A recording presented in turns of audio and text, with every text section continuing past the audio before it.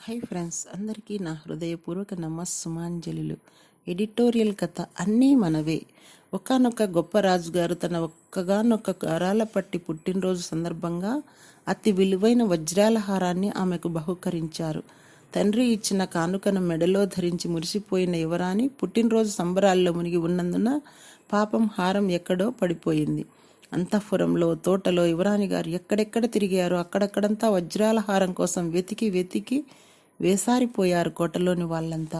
చివరి ప్రయత్నంగా వజ్రాల హారం వెతికి తెచ్చిన వారికి 50,000 బంగారు వరహాలు కానుకగా ఇవ్వబడతాయని మహారాజుగారు రాజ్యంలో చాటింపు కూడా వేయించడంతో ఎక్కడ చూసినా అదే చర్చ.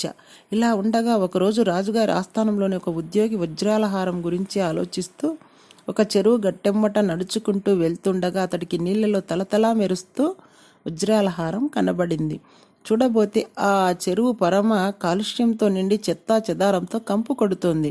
దాంట్లోకి దిగి వజ్రాల హారం కోసం వెతకడం కాదు కదా, కనీసం దాంట్లో కాలు పెట్టినా సర్వ రోగాల పాలు కావడం ఖాయమని అతడికి అనిపించింది.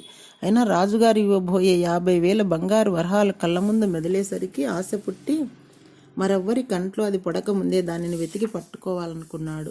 ఒక చేత్తో ముక్కు మూసుకొని అతి కష్టం మీద చెరువులోకి దిగి హారం కోసం వెతకసాగాడు. కానీ అది చేతికి అందినట్లే కనిపిస్తూ ఎక్కడా తగలట్లేదు.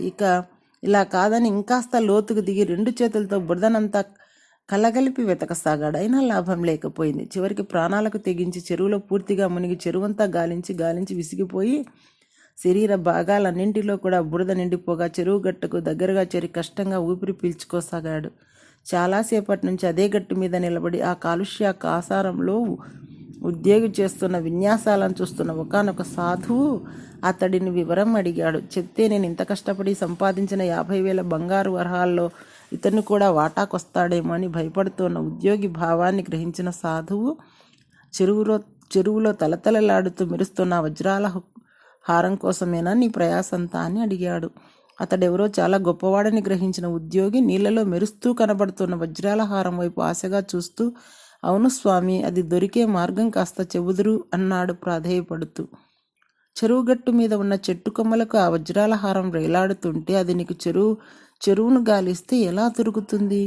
ప్రతిబింబమే అసలు అనుకుని వెతికినంత కాలం నీకు వృధా ప్రయాసతో పాటు బురద తప్ప మరేం మిగలదు అంటూ తన దారిన తాను వెళ్ళిపోయాడు సాధువు. ప్రాపంచిక వ్యవహారాల్లోనే మునిగి ఆనందం కోసం వెతుకుతూ బురద అంటించుకుంటున్నంత కాలం నిరాశ తప్ప మనకేమీ మిగలదు. ధ్యానం ద్వారా మన దృష్టిని కాస్త పైకి సారించి చూస్తే అసలైన ఆనందపు ఆనవాళ్ళు మనకు తెలిసి దానిని అందుకునే మార్గం కనిపిస్తుంది. ఇక ఆ తరువాత బహుమతులన్నీ మనవే. Thank you.